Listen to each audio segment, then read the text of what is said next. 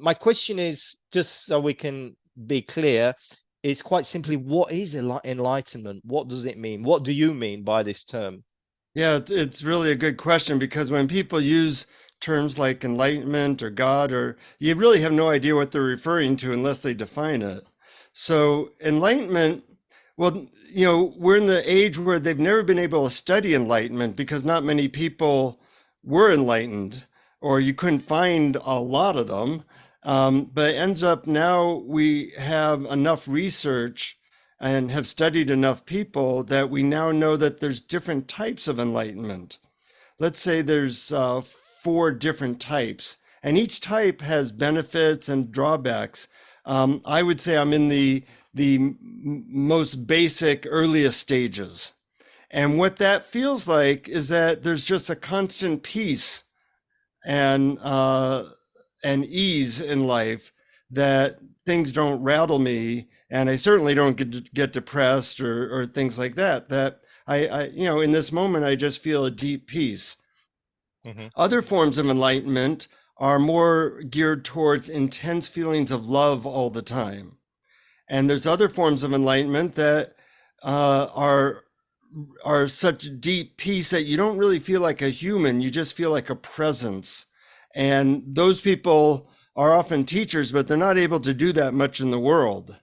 So there's different types, and one type you feel one with everything. That's not my experience. I just feel like total peace. Mm. And what most people don't realize is that these things are actually much easier to experience than most people think. The research which has been done probably in the last 10 to 20 years Right. is phenomenal, is it not? The techniques for recording brain waves, recording heart rate variability is getting better. And the methods for teaching people how to get into these expanded states of awareness is also growing.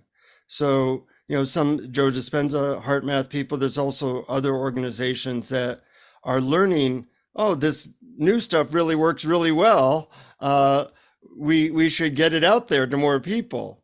Yes. And I have been in a Stanford study with brainwave states.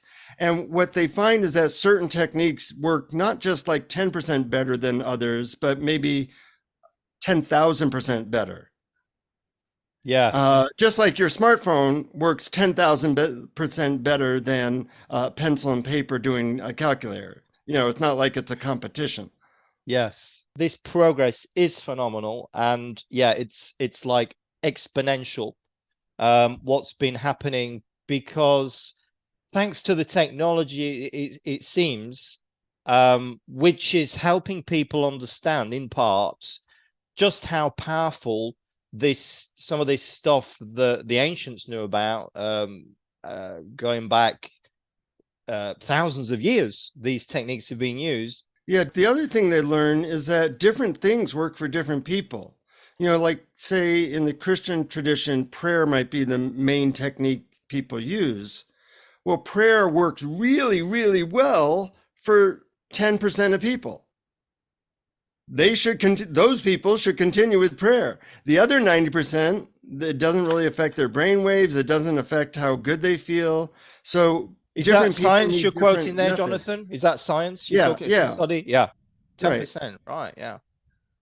So and there's different types of meditation techniques. So there's a lot of what matches your style. Let's just address this if we can.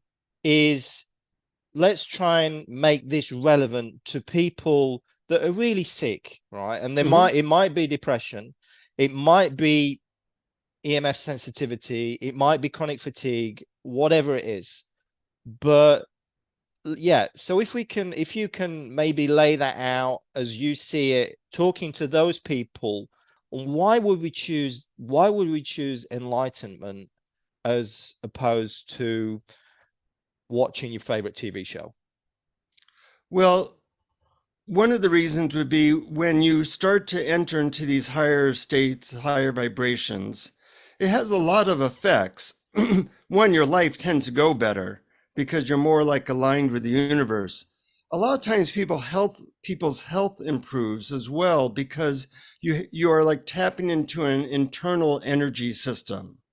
Now, if you suffer from depression, well, you can take medicine for that, but that's not helping you tap into your source of energy.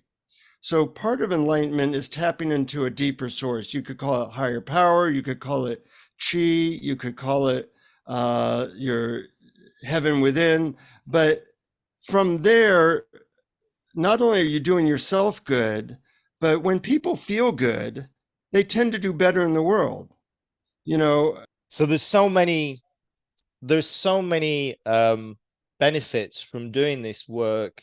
And I mean, just to think of just one aspect of the work, meditation, science-backed benefits to meditation, there are countless. And as you say, life, who doesn't want life to go better? And who doesn't want to live with vibrant health? I mean, first of all, we live in a culture or culture that focuses on that if you have enough money or the right relationship and perfect health, you'll be happy. And it ends up, even if you have all those things, that doesn't guarantee happiness. So it's part of the capitalistic model to always stoke our dissatisfaction and not to look within.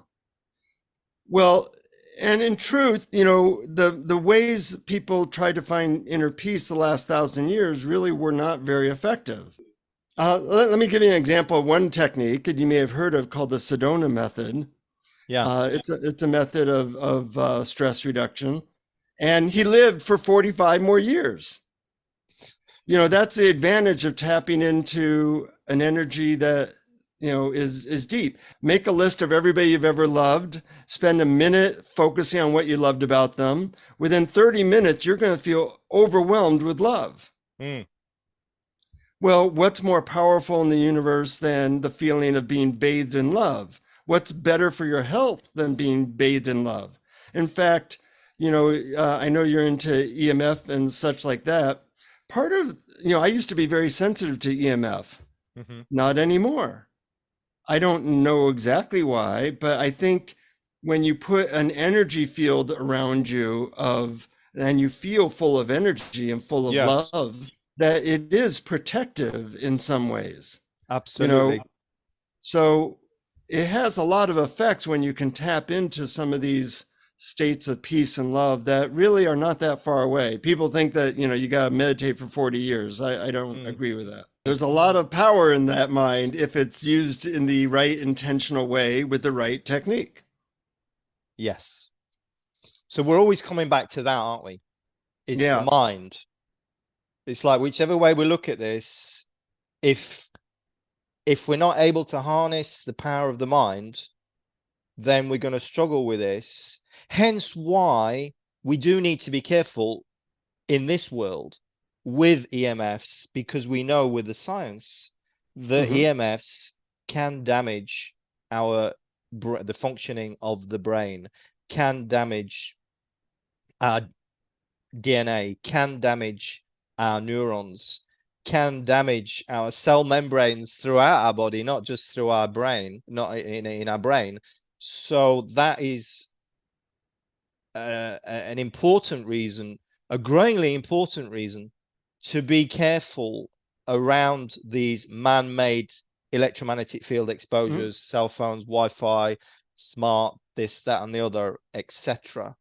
Well, you also have to be careful that you don't let your mind hypnotize you to think of danger. And I think different people need different things. There are these gadgets, which I have, and they're nice. I feel protected, but I also feel like people can use their mind to protect them. That's the ultimate protection. Yeah, that's really great advice. Jonathan Robinson, thank you so much. Blessings on your work, Lloyd. I really appreciate the time. Yeah, thank you. Thank you, listener and viewer. If you're looking for solutions to deal with EMFs, this interview and other interviews are in the EMF Expert Solutions Club with transcripts. Until next time, my name is Lloyd Burrell from electricsense.com. Thanks so much. Take care. Bye-bye.